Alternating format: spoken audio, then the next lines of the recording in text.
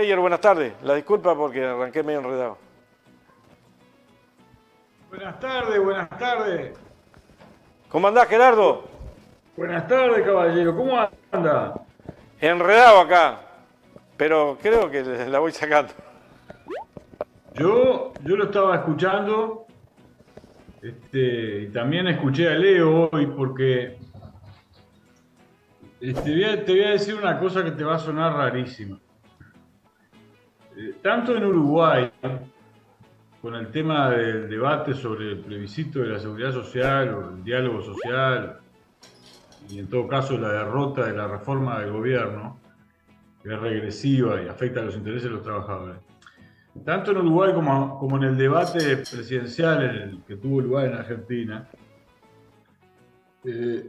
sabés que a veces parece que se está hablando de tal o cual asunto singular, pero en el fondo de lo que se está hablando es del futuro de la humanidad. Estamos de acuerdo. Ese es el asunto, y te diría, está pendiendo de un hilo una posible guerra mundial.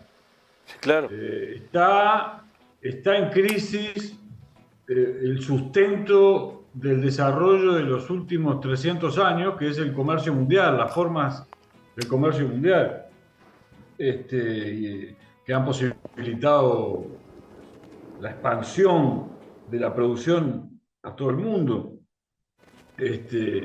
más allá de los procesos de concentración de la riqueza y de las prácticas imperialistas que también acompañaron el proceso, pero tenía una doble cara, ¿no? Esa dialéctica de la expansión del sistema capitalista a todo el mundo. Entonces, cuando analizamos temas políticos que parecen contingentes, hay que saber que están inscritos en un contexto muy delicado, muy delicado. ¿Sabes qué? A veces, cuando tienen lugar debates políticos que se viven existencialmente, como está ocurriendo ahora en Uruguay y en Argentina por el ascenso de este darwinista social, es un raro fenómeno, un darwinista social ultraliberal que además es fascista. Es una cosa rara acerca del cual algún día voy a hablar, pero y entonces, claro, eso tensiona la política y hace que mucha gente... El debate presidencial de la Argentina fue visto por uno de los niveles de rating más altos, casi tan alto como el clásico Boca River, ¿no? Quiere decir que hay una tensión, y el debate que está teniendo lugar al interior del movimiento sindical y del Frente Amplio en relación al plebiscito de la seguridad social también mueve las tripas. Pone pasión, pone en la agenda, aunque parece que se habla del tema de la seguridad social, pero de lo que se está hablando es del destino del mundo. Ese es el problema, porque ¿qué es lo que ocurre? ¿Qué es lo que ocurre? ¿Por qué se produjo esta diferencia entre el partido político de izquierda, Frente Amplio, y el movimiento obrero? ¿Por qué se produjo? Bueno, no importan las razones, digamos, prácticas por las que ocurrió, porque eso habrá que analizarlo de un tiempo largo, después del proceso electoral. Pero ahora se puede analizar desde un punto de vista más hondo, y conviene hacerlo. El Frente Amplio, frente a la reforma de la previsión social, que no de la seguridad social, de la previsión social regresiva por parte de la coalición gris, que afecta al interés de los trabajadores, propuso un diálogo social convocando a los mejores técnicos y a todos los actores involucrados, que es casi toda la sociedad, apenas en las elecciones. Y el movimiento obrero, una parte importante del movimiento obrero, sintió algo como lo voy a decir con cuidado, pero digamos, con honestidad intelectual. Sintió frente a esta situación como una desconfianza. En el sentido, bueno, está diálogo social, pero el sistema este neoliberal y neoimperialista que está como loco, actuando en el mundo de un modo irracional, viene por todo y sigue imponiendo sus condiciones y eso implica pérdida de derechos, implica siempre sacrificio del trabajador. El trabajador que dedica todas sus energías a la producción en beneficio de cada vez grupos más minoritarios y que además es explotado también y sobreexigido en las formas del consumo, con la obsolescencia programada, los seguros que lo obligan a contratar para tal y cual cosa, y si quiere tener una salud que no espere, tiene que pagar un plus, y si quiere viajar, tiene que tener un seguro, y entonces las clases medias están agobiadas y agotadas, porque hay un proceso de succión de la riqueza que produce el trabajo social, que es apabullante, brutal, monstruoso. Entonces eso produce una reacción contracultural que tiene total legitimidad, pero paren con esto. Vamos a parar la mano con esto, vamos a mandar un mensaje de que hay que parar la mano con esto. Porque si no vamos a una sucesión de catástrofes sociales en el mundo entero, y de las tensiones que de ello emerjan, no es imposible que se desate una tercera guerra mundial. ¿Te das cuenta? Porque parece que son cosas totalmente diferentes, la seguridad social y la posibilidad de una tercera guerra mundial, y no son cosas diferentes, están encuadradas en un mismo contexto. Se procedió bien, técnicamente, políticamente. Bueno, yo creo que no, pero no importa eso. No importa. Ahora, como tú decías, de lo que se trata, pero se le puede negar la reacción contracultural a los trabajadores, que manden el mensaje, paren la mano, porque en Argentina muchos de los votantes de Milei también están diciendo paren la mano, también están diciendo, en ese caso, paren la mano es decir, se pone en cuestión la casta tecnoburocrática estatista con la casta ultracapitalista. Eso es lo que está en juego en Argentina. Es un drama, porque no hay opciones. Porque aparece que no hay opciones. Aunque todavía queda alguna cierta esperanza, porque Massa se desenvolvió bien, en fin, yo qué sé, por lo menos tiene un proyecto de desarrollo nacional, autónomo, que no es poco en este momento, de la situación del mundo.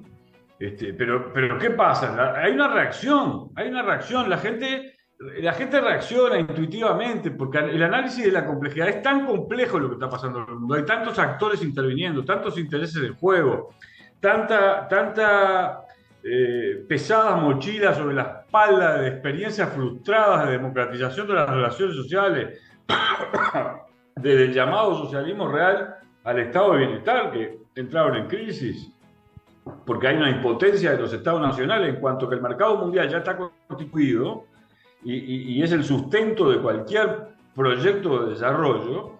Entonces eso afecta a las capacidades del Estado nacional. Por eso digo que también hay una cierta inconsistencia técnica en la forma de aspirar a que en la Constitución se resuelva un problema de seguridad social por parte del movimiento obrero. Pero la legitimidad de la acción, la legitimidad de poner el tema, hay que hacerlo, está bien que se hiciese. Habría que haberlo hecho un poco mejor, buscando más consensos sociales, mayor sofisticación técnica, mayor sutileza dialéctica. Está bien, pero es una reacción contracultural como la que está teniendo lugar en todos lados. Y con otro fenómeno que no quiero nombrar.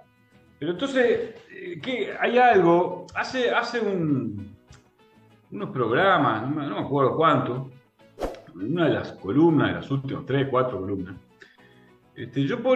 yo hablaba de un tema que me parece que conviene denunciar de nuevo, porque tiene que ver con la solución que hay que encontrar a este problema. Primero, alegrarse de este debate existencial desde el punto de vista político fuerte que está teniendo lugar. La gente discute con pasión, se para de un lado, se para del otro y discute con pasión.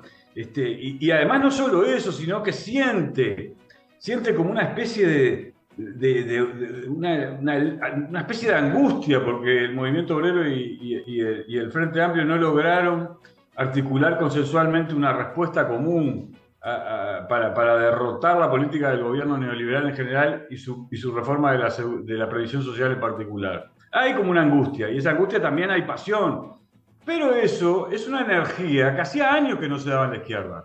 ¡Años! Y entonces esa energía puede encauzarse positivamente, exige madurez política y entender algunos fenómenos. Por ejemplo, es importante entender la diferencia, que es una dialéctica compleja y que voy a tratar de explicar rápido y sencillo. No sé si lo voy a lograr, pero lo voy a intentar. El partido político de izquierda que aspira a experimentar procesos de democratización de las relaciones sociales, representa el interés general de la sociedad, porque todo proceso de democratización de las relaciones sociales beneficia a la abrumadora mayoría de la sociedad, a la que no pertenece a los pequeños minoritarios grupos de privilegios, que ellos quieren reproducir siempre el pasado, ¿no? Porque ese es el lugar en el que están situados como grupo de privilegios. Representa políticamente a la abrumadora mayoría de la sociedad y por eso está conformada por diferentes sensibilidades, diferentes composiciones ideológicas, diferentes concepciones filosófico-políticas. Y en tanto que representa el interés general, trata de representar el interés de las amplias mayorías, tiene que contemplar en las propuestas que formula las diferentes matices que hay al interior de la sociedad en cuanto a intereses, perspectivas, expectativas, incertidumbres. Tiene que hacerlo. El movimiento obrero, en cambio, representa los intereses del trabajo social, del trabajo asalariado y, por lo tanto, tiene que velar por evitar que las conquistas que costaron sangre, sudor y lágrimas durante 200 años se sigan deteriorando sistemáticamente en beneficio de los grupos de privilegio minoritarios y en contra de la amplísima mayoría de los trabajadores. Eso por un lado. Pero por otro, fíjate qué interesante, el partido político opera en la realidad político-jurídica de un Estado nacional. Y cuando procura desenvolver un proyecto nacional, tiene que tener en cuenta la convivencia democrática con los otros actores para lograr autonomía política, para generar las mayorías que permitan el desarrollo de ese proyecto nacional de desarrollo. Se mueve dentro del orden político-jurídico nacional. Y lo mismo ocurre con el movimiento obrero. También las conquistas sociales que va obteniendo las consigue en un terruño.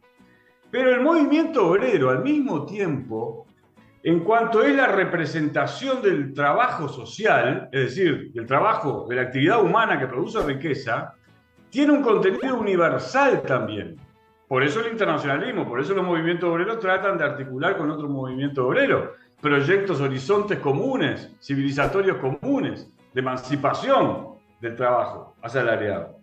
Entonces, esa complejidad hace que la reacción reflejo, casi reflejo del lugar en el que están situados, entrañe complejidades que no se ven a primera vista, pero que hay que tener en cuenta. ¿Y por qué hay que tener en cuenta? Para respetar a dos partes. El Frente Amplio tiene que respetar al movimiento obrero y el movimiento obrero tiene que respetar al Frente Amplio, aunque se ha producido una diferencia importante, como hacía muchas décadas, importante, porque ha habido diferencias todo el tiempo, porque tiene absoluta autonomía, tanto el movimiento obrero como el partido del movimiento obrero, por suerte en Uruguay, porque hay esa tradición cultural, política sublime. Pero hay que aprender a respetar. Hay que aprender a respetar a otra parte y no caricaturizar el debate, que es un debate sentido profundo, porque tiene que ver con las condiciones de existencia, tiene que ver para los trabajadores con la calidad de vida, con las condiciones de existencia, con las perspectivas futuras, de tener algún espacio de libertad conquistada, que preservarla, y de derechos, y que no será esa cosa apabullante de deterioro, de precarización, de empuje hacia la marginalidad de las clases medias y de los trabajadores. Entonces hay que tener cuidado y respetar esa sensibilidad. Y esa sensibilidad a veces hace que la gente actúe con las vísceras y no diseñe las mejores soluciones técnicas. Y bueno, sí, a veces pasa. Pero la solución final la van a tener que encontrar el movimiento obrero y partido político, la fuerza política.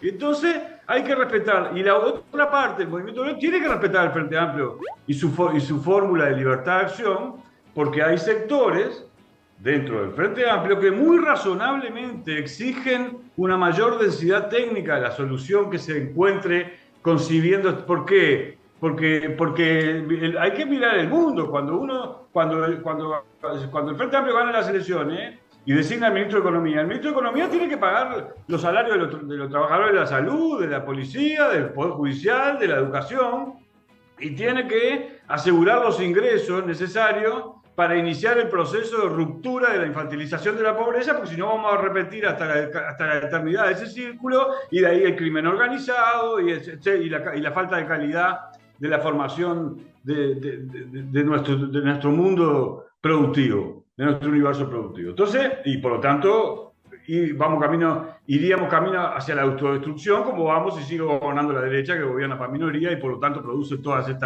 este deterioro de la calidad de vida y de la calidad institucional y de la calidad de las propuestas estratégicas. Entonces, las dos partes tienen que respetarse. Me parece, hay un momento, Néstor, en el que es inevitable que cada uno dé sus argumentos. ¿Por qué no me adscribo a esta posición o por qué defiendo esta posición? Es un momento, está bien. Pero el movimiento obrero ya presentó la papeleta, salió a juntar firmas y el Frente Amplio tiene un plenario nacional en el que decide la libertad de acción porque hay una abrumadora mayoría que comprende que es la mejor solución posible. ¿Para qué? Para que cada cual, el Frente Amplio con su propuesta de diálogo social y el movimiento obrero con su propuesta de plebiscito, caminen, no juntos esta vez, en la misma acción, pero caminen por la misma avenida, hacia el mismo horizonte, que es derrotar el proyecto neoliberal de gobierno que solo se ocupa de los maya oro, de los grupos minoritarios de privilegio y que por lo tanto somete a la sociedad a unas tensiones y a una crisis que puede ser gravísima por las condiciones y la situación que hay en el mundo. Ahora, la derecha también opera. ¿Cómo salvar la distancia en cuanto a la discusión? A que se forje esa dialéctica que se debería de forjar, esa discusión que se va a dar, porque está todo muy atado, no es que se separe la clase obrera por acá, o sea, el PCNT por acá y los movimientos sociales y el Frente, es toda una cosa sola, hay diferencias internas en esa concepción social. ¿Cómo administrarlas para poder discutir, aprender porque el plebiscito está ahí? Ya te reitero, en todo momento del proceso de toma de decisiones hay una tensión. Hay una tensión, cada cual quiere llevar agua para su molino, ampliar la cantidad de actores que se plieguen a la posición que cada cual sustenta. Eso es natural en el momento de los procesos de toma de decisiones. Pero una vez que las decisiones se toman, el horizonte estratégico tiene 70 años, como tú señalabas, la construcción de la unidad del movimiento popular uruguayo. 70 años de acumulado político-cultural. Y eso hay que cuidarlo. No hay nada que pueda estar por encima de eso, pero cumplen distintos roles. Y en este momento entramos en un proceso electoral y el Frente Amplio tiene que cumplir su rol competitivo por acceder al poder del Estado. Y el movimiento obrero el suyo, la defensa radical de los intereses generales del mundo del trabajo social. Y se puede administrar perfectamente si hay madurez política de las dos partes, una vez que se tomaron las decisiones, hasta llegar al momento en el que hay que juntarse en la misma mesa para resolver cuál es la solución final del problema. Y todos sus componentes técnicos, y sus componentes geopolíticos, sus componentes de la economía regional, y en fin, un sinnúmero de fenómenos que hay que tener en cuenta, porque reitero, no estamos hablando de la seguridad social. La seguridad social es el emergente que surgió porque el gobierno hizo una reforma regresiva. Pero hay otros emergentes y podía haber surgido otro. En este caso fue y el problema es mucho más vasto y complejo. Entonces, que cada cual cumpla su rol. Lo ideal no hubiera sido esto, lo ideal hubiera sido un acuerdo técnico que contemplara las necesidades y los intereses de todos, pero hay que tener en cuenta, Néstor, y muchos compañeros no lo comprenden. Yo he tratado de señalarlo varias veces para contribuir a que todo el mundo baje un cambio y se serene. Los tiempos políticos en este quinquenio fueron muy raros, porque la pandemia generó una situación de excepcionalidad que concentró la agenda de la sociedad. ¿Cómo que no? Si estaba la muerte ahí, rondando por los hogares, andando en las plazas y en los supermercados. Andaba la muerte por ahí. Entonces, lógicamente, eso generó un acontecimiento que modificó los tiempos políticos. Todo el tiempo que nos llevó la pandemia, más después la guerra en Ucrania, más otro fenómeno que concentraron la agenda, nos impidieron no hacer análisis autocrítico, tanto al movimiento social como al Frente Amplio, como al partido político. Pero no analizar en la perspectiva del proyecto futuros los contenidos con suficiente rigor técnico y rigor crítico. No posibilitó.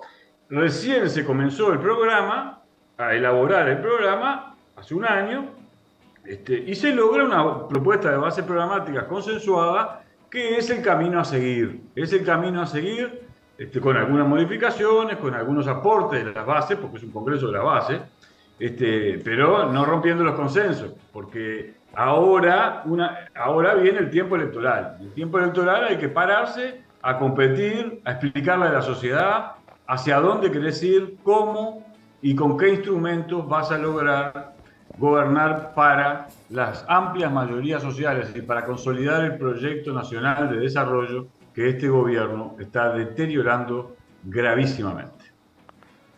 Gracias, Gerardo. Un abrazo grande. Gracias por el aporte. Nos estamos viendo.